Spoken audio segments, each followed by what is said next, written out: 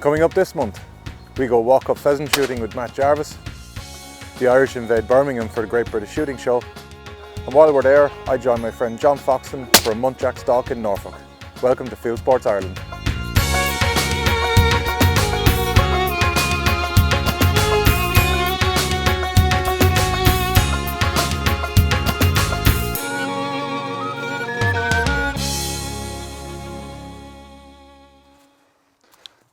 It's Hope's a good boy. Thanks, boy. Good boy. Pressure's off.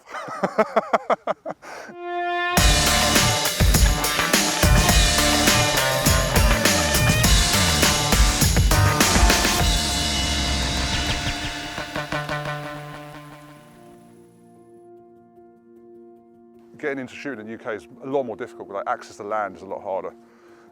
Like my granddad used to shoot in Norfolk, which was driving from London was a 3 or 4 hour drive just to get somewhere where he could affordably shoot. So when I moved over here, I always wanted to get into it. I started by joining playgrounds and got into that way. Got myself a Labrador, started picking up.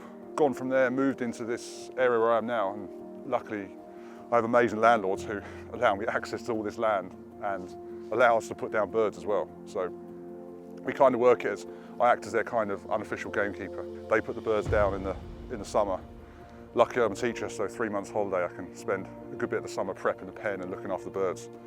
Amazing opportunity for me to get land in this area and to have this outside my back door. There's 200 or 300 acres of land here. But I found like Ireland, it's a lot friendlier and easier to access hunting than it is in the UK. The UK is quite financially restricted for how much it costs to shoot there. So Ireland affords you a lot more opportunities. Rough shooting and deer stalking is pretty much as good as it gets me. It's just going out here with your dog and spending 2 hours outside and hopefully coming home with your dinner. Like, it doesn't get any better than that. Like, it puts you properly connected with what you're eating. If you're actually, like, nothing, I don't really, other than occasional vermin and fox control, 99% of the stuff I shoot, I eat. And I think that's, for me, that's a massive important thing, because I've no interest in taking an animal's life and then not using it. What I found this year, there's plenty of birds about, but birds in the past have held more in the cover, whereas these lot this year have tended to run a lot. So it's been a lot actually harder to hunt them. Is that a different breed of pheasant? No, same breed from same supplier as well. So I don't know if it's just the conditions this year or whether because they were kept in a pen for longer, they've got more likely to run than flush. So, not sure. I'm feeling the pressure to shoot a bird for the cameras now. I know how I feel.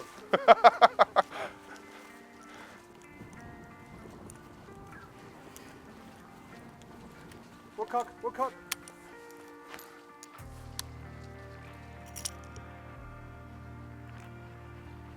I didn't want to shoot right over your head there. Safety first.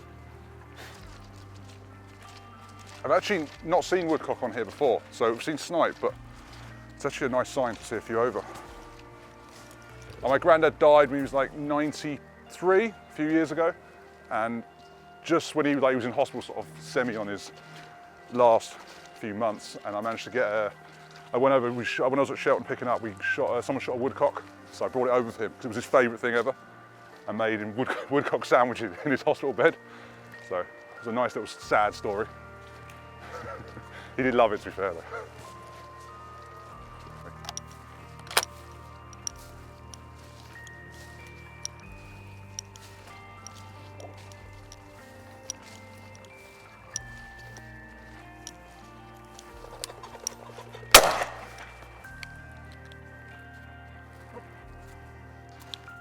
It's Hope's a good boy. Thanks, boy. Good boy. Hey? Nice. Nice tailing as well. Pressure's off. Now I can relax and enjoy my shooting like normal. That's a nice. Yeah, that is just his bird. They came on, they did really well this year, to be fair.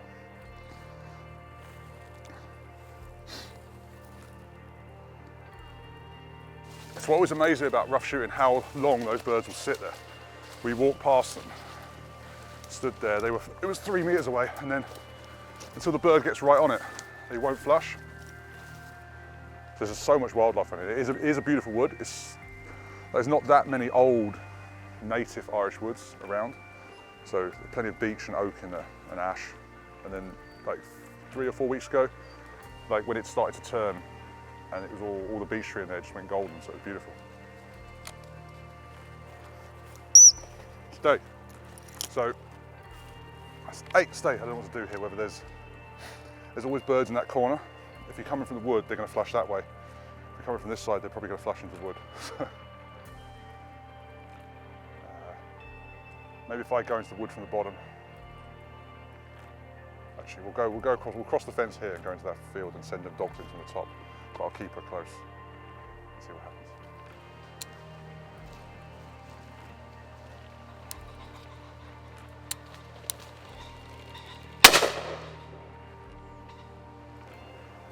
Come on. Good boy. Nice. Another nice bird. Like that much work, like 2 hours of work to get this, or 2.5 hours of work of hunting round, the dogs working. I think that's part of the whole experience, and we're fully connected to this. Like this, we've shot this, the dogs retrieved it. It's going to hang up for a couple of days, and it's going to go, and we're going to have it for dinner. We're going to use every part of it. So I think that's what's special about it. I think it's in our DNA, really. Fishing as well. Even the same thing with fishing, the buzz of actually hunting something and providing something. I think that's built into us, and I think the feeling you get from it is something. I think we all got it in us, and a lot of people are so disconnected from their food. Like the closest they're going to get is they're going to see it in a wrapped up bag somewhere on a Tesco shelf. Whereas this, we've been out and hunted it, so not everyone has the opportunity to do it as well. So I'm lucky to have the opportunity to do it, but it does have a different feeling when you've hunted it yourself. So yeah, great day out. Well, a big thank you to Matt for doing that, and it's great to show the versatility of the Benelli 828U, that it can be set up for left-handers just as easily as it can for right-handers. And now we take a quick tour around what we saw at the British Shooting Show. The halls were absolutely rammed this year for the Great British Shooting Show, and the Fieldsports Channel team were there in force, doing podcasts, interviews, and just meeting the general public and viewers of our shows. One of the main attractions for me was the Game Boar stand, and they had all their fantastic products on display, including some Game Boar branded beers and gins. Enforcer Decoys were there with some new products. They brought out their new line of goose decoys, as well as some fantastic duck and goose decoys from Dakota Decoys in the States. GMK had a great range of Benellis there, including the new 828U Sporter, which we're hoping to have on test on Fieldsports Ireland very soon. Emberleaf were there with a great range of knives, including some new first editions, and there was lots and lots for all the crowds to see. And we spent some time at the Great British Shooting Show Awards, where myself, Paul Childerley and Neil Rowntree were nominated for Stock of the Year. Unfortunately for us, Chris Dalton took the prize, but Chris is a deserved winner, and may I offer massive congratulations to him. Well, the British Shooting Show this year was an incredible experience for me, and it was great to see so many Irish guys making the short trip over just to check out what was going on and to come and give us their feedback, which is so good to hear. If you're considering going next year, I cannot recommend it highly enough, and it's a really simple trip to make. Just get the early flight from Dublin to Birmingham on the Saturday morning, spend the day at the show, and then fly home that evening. And it is a really good show, I have to admit. It's one of the better ones I've been to. And while you're there, it's also quite easy to organise some hunting and stay on another couple of days, which is exactly what my friend John and Darren did. And I followed them over to Norfolk with the camera to film them shooting muntjac.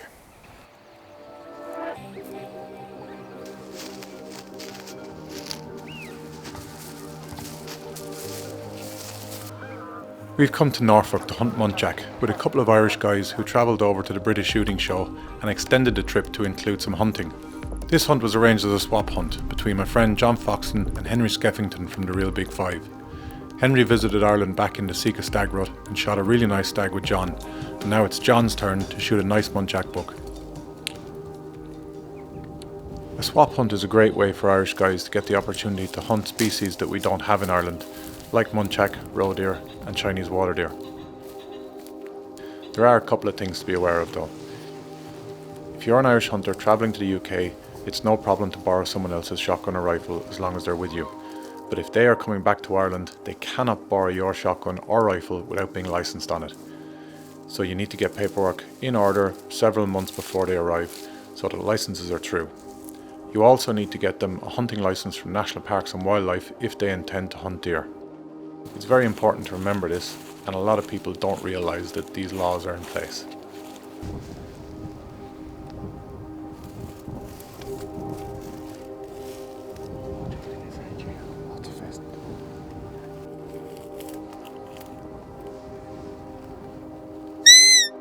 Muntjac are usually shot from high seats, but it's far more exciting and challenging to stalk them, and even to bring them into the call.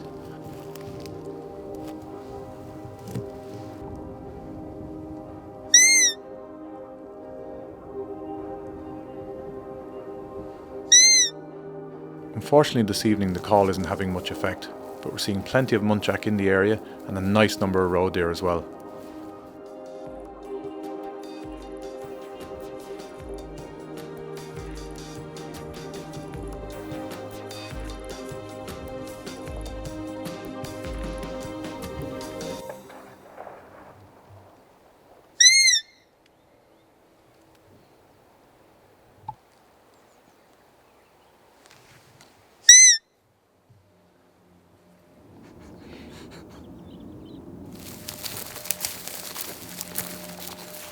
So much game here. We've seen 4 or 5 muntjac already, probably 15 roe. We've only been out an hour. Good management. After seeing several muntjac on our stalk and nothing suitable to shoot, we spot this old guy mooching along in the brambles.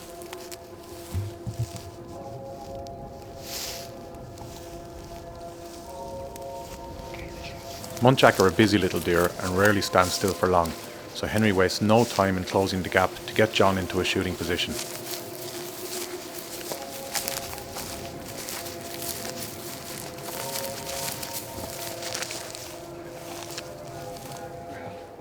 Henry tries a couple of calls to get this guy to turn broadside, and then shouts, which only gives John a couple of seconds to make a very difficult shot. The buck only offers John a very tight angle to hit the vitals, but he's supremely confident in his rest on the Viperflex sticks and makes a perfect shot. The buck makes a short dash into brambles, but we're confident he won't have gone far. We allow him 5 or 10 minutes before we go forward.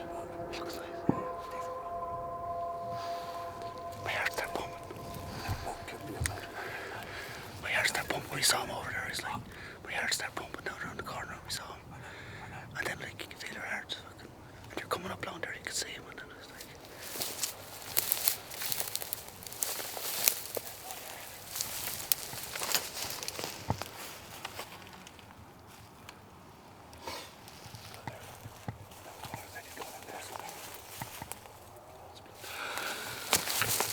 Nice shot, Cheers, Henry. nice shot. He's a beauty. He might be worth a measure. You reckon, yeah? Might be. We'll have a little measure up when we get home because he's good and thick. I mean, that's good thickness, decent length. He's got a brow tine. You'd get a measurement on that. Might be worth a measure. Brilliant hooks. Beautiful buck. Beautiful buck. Might just be getting better each year. This has been a fantastic and exciting stalk led by Henry on this lovely old muntjac buck, capped off by a perfect shot from John. Definitely a hunt he'll remember for a long time.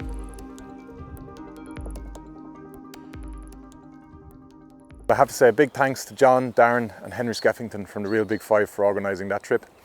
It was incredible to see the amount of deer Henry has on his ground there, and just a perfectly managed habitat and great management of the herd. We saw red deer, roe deer, muntjac every day, several times, and lots of really healthy deer. And those muntjac are just one of my favourite deer to hunt when you stalk them and call them. They're just such an exciting little deer. But that's it for this month. We'll be back again next month. Thank you for watching.